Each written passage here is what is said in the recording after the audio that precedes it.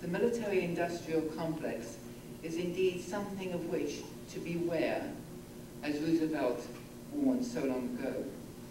Whole nuclear arsenals are now being replaced and rebuilt in the United States and the United Kingdom with new ones because the old are rusting out, a terrifying thought in itself.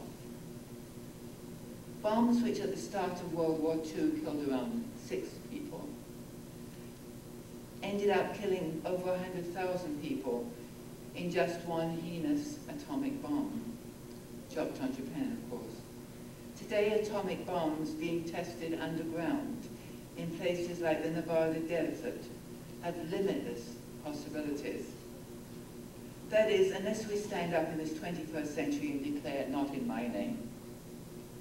70 years ago, back in the 20th century, the industrialized cities of Great Britain evacuated 3.5 million children to escape Germany's bombs. It left a marked impression on my life, a London toddler at the time.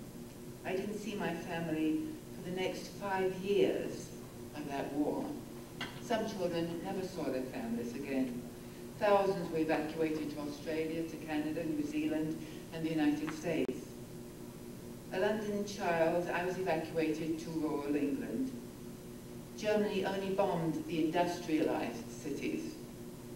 We immediately retaliated with our allied forces and our own bombs. But not only on industrialized cities, but places like Dresden, where innocent civilians had evacuated to try to escape our massive bombings. 80,000 children, German children, died under our bombings, a shameful fact which is seldom broached. We know what happened to the children and other civilians in Japan when later incinerated under 2 United States nuclear bombs. But this is the 21st century. Surely we should have become more civilized. Negotiations must replace innocents slain.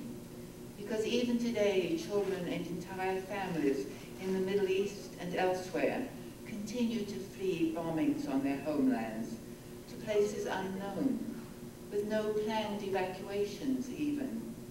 Homeless, not evacuees, but refugees, jobless, paperless even, as we, the so-called civilized world, under NATO, reportedly drop 100 tons of bombs on Afghanistan each and every month, and call this helping.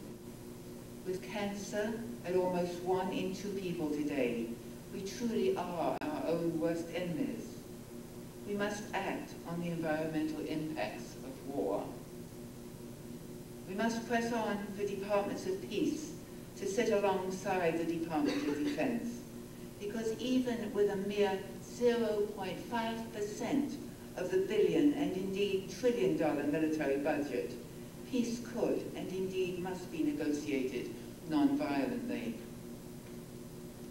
We need to look more at the conscience tax, where our tax monies are not used for war. I understand about 50% of all US taxes goes for war today, to $1 trillion death industry. It is why I press anyone with stocks to look at ethical stocks, where monies don't go to support the military-industrial complex. Why I applaud those individuals who speak out against the largest military-industrial, such as Lockheed Martin, coming and recruiting on the hallowed grounds of our universities. It is why I say, with 750 to 1,000 US military bases scattered around the planet today, we need to look more closely at these potential declarations of war, especially the environmental damage they do at home and abroad. Even our own base just down the road, CFB Gagetown, boasting the very largest live combat military base in the entire Commonwealth. What right do we have to harm even one child with our archaic 20th century thinking, and increasingly death-destructive military hardware. With our drones, our bomber planes, our depleted uraniums and Agents Orange, Purple and White. And we can make a change in the 21st century if we stand united with such women as Afghanistan's RAWA and support everywhere efforts of those where non-violence is advocated. But tonight is an evening dedicated to music and poetry. So I'd like to end with Garth Hewitt's plea for a world without war in his own words, entitled Not in My Name.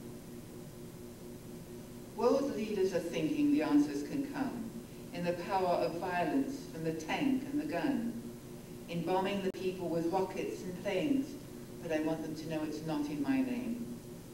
They say we'll stop the terror by going to war, and we'll terrorize terrorists until there's no more. But dealing with the causes will be the better way, and until we do, it's not in my name. Not in my name, not in my name. When you go to war, it's not in my name. As the bombers are bombing and the innocent slain, I want you to know that it's not in my name. Whatever happened to international law? Sharon ignores it, yet we support him more. Saddam ignored it, and we said he must pay. But until we deal fairly, it's not in my name. Put down your weapons and ask the question why people are so desperate that they're prepared to die. Take time to listen to another people's pain, and until you do, it's not in my name. Could it be the arms trade? Could it be the oil that fuels our desire to kill and to spoil? While the planet's in peril, you want financial gain. That's why I say, not in my name. Call me old-fashioned, call me naive, but it's something to do with what I believe. Those that live by the sword are going to die by it too. I think that's true. So it's not in my name.